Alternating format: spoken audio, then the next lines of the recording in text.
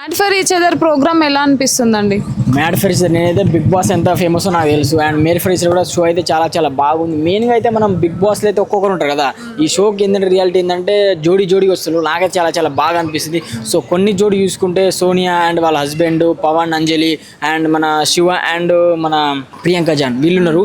So వీళ్ళందరిలో అన్ని జోడులు నాకు best జోడి అంటే నటరాజ్ మాస్టర్ జోడి బాగుంది. ఎందుకంటే నటరాజ్ మాస్టర్ చూసుకుంటే మనం బిగ్ బాస్లో ఆయన ఆవేశంగా అంటే ఏం చేస్తాడు ఆయనకైతే కొంచెం కోపంగా టెన్షన్ వేస్తాడు. కానీ ఈ షోలో మాత్రం అంటే మేడం గారు కూడా ఉన్నారు, భార్యాభర్తలు వాళ్ళిద్దరి జోడి, వాళ్ళు ఆడే గేమ్ అయినా వాళ్ళు మాట్లాడే విధానమైనా అంటే ఎవరితో ఎట్లా మాట్లాడాలి, ఏ గేమ్ ఆడాలి కూల్గా కామన్గా చేస్తారు. నాకైతే అది చాలా బాగా నచ్చింది. సో నటరాజ్ మాస్టర్ మీరు ఇలానే ఆడండి మాస్టర్, పక్క మీకే వస్తుంది. ఎందుకంటే నేను చూస్తున్నాను బిగ్ బాస్ అది మీరు ఒక్కరే పోయారు, కానీ ఇక్కడ మేడం మిమ్మల్ని కంట్రోల్ చేస్తూ మీ ఇద్దరి జోడి చూడమచ్చక బాగుంది మేడం.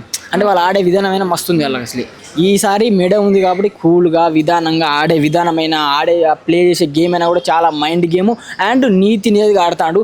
సో నీతి నిజంగా ఆడతాడు కాబట్టి పక్క మన నటరాజ్ మాస్టర్కి కప్పు రావాలని కోరుకుంటాను నేను.